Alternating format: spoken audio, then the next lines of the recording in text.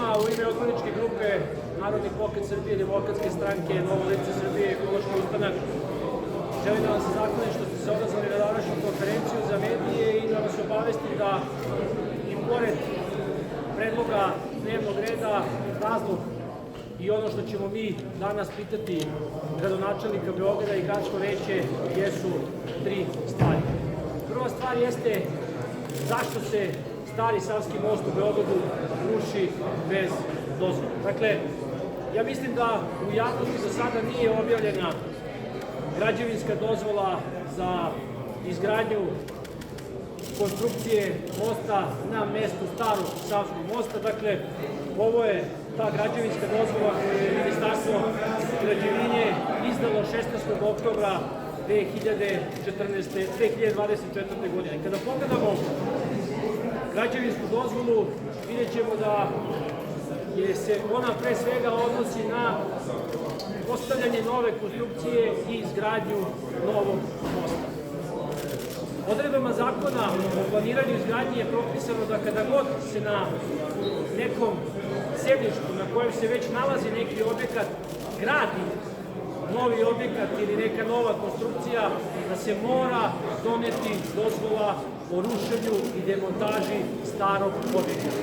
Mi u slučaju rušenja starog Savskog mosta nemamo dozvolu o rušenju, o uklanjanju u skladu sa odredbama zakona o planiranju i izgradnji.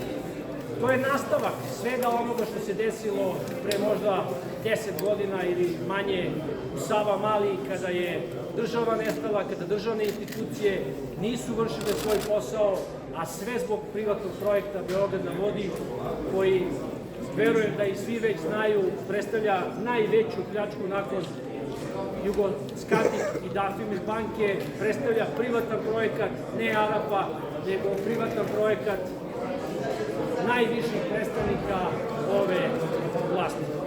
Došli smo da pitamo Aleksandra Šapića danas gdje je nestalo 22 miliona eura iz budžeta grada Beograda. Radi se o slučaju koji smo juče predstavili na konferenciji za medije. To je školski primer pljačkanja beogradskog budžeta i svih nas Beograđana preko gradskih javnih preduzeća.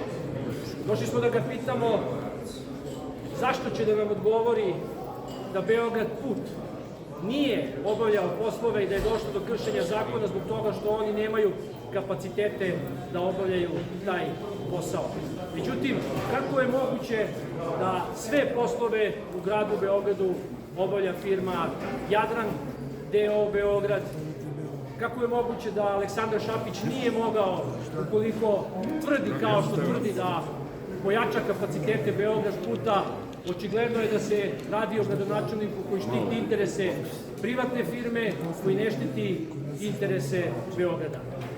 I treća stvar o kojoj ćemo pričati, a koja za nas jako bitna, to je da smo po prvi put Skupštini grada Beograda podneli predlog za dopunu dnevnog reda, a to je da se formira anketni odbor koji treba da ispita činjenice i okolnosti funkcionisanja gradskog saobraćajnog preduzeća Beograd i gradskog javnog prevoza u Beogradu. Kao što je poznato, gradski javni prevoz je u katastrofalnom stanju. Skoro polovina budžeta se odvaja na sekretarijat za javni prevoz, ali mi to prosto ne možemo da vidimo jer se gradsko javno preduzeće sistemski, finansijski uništava i vodi ka putu privatizacije, isto kao Beograd put, na način koji smo pričali juče, a to je pljačkanjem i ispumpavanjem, nezakonitim ispumpavanjem novca svih Beograđana i novca iz budžeta grada Beograda. Toliko, o svemu ostalom pričat ćemo na sednici, a sada ćemo se obratiti i predstavnik Demokratske stranke. Dobar dan svima. Htio sam da kažem šta ćemo još pričati. Danas na dnevnom redu su planovi, detaljni planovi regulacije i uviđeno je samo jedna stvar. To je da je uvek na inicijativu privatnog investitora plan u izradi. Navešću dva primjera. Jedna je Volgina, a drugi je Bulevar Kralja Aleksandra. Između ostalog, Bulevar Kralja Aleksandra se u dužini od 2 km sužava regulacija puta od 5 do 10 metara. Šta mislite zašto? zato što su nelegalno izgrađeni objekti, pa smo prinuđeni da sužavamo najveću ulicu u Beogradu da bi nekome legalizovali zgradu. Volgina, park šuma Zvezdara. Da li znate da je tamo doneto rešenje da se ne donosi plan o uticaju na životnu sredinu? Zamislite u park šumi Zvezdari, jedan primer oko buke, kako će da snize buku tako što će da rade u 3 sloja asfalta pa će automobili tiše da prolaze. Zamislite šta stavljaju u planove. I još jedna stvar oko obrazovanja, moram da je kažem, iako je to republička stvar, ali pošto je nadležnost osnovne i srednje škola u nadležnosti vlade, gradske vlade, moram da kažem da Zdravitas projekat je jako loš projekat. Neću da pričam o korupciji, da je firma osnovana mesec dana pre nego što je dobijan tender.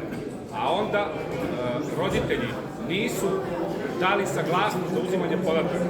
Ti podaci idu u zagrebačku firmu na server, a posle toga negde u zapadnu Evropu kažu da je to Norveška.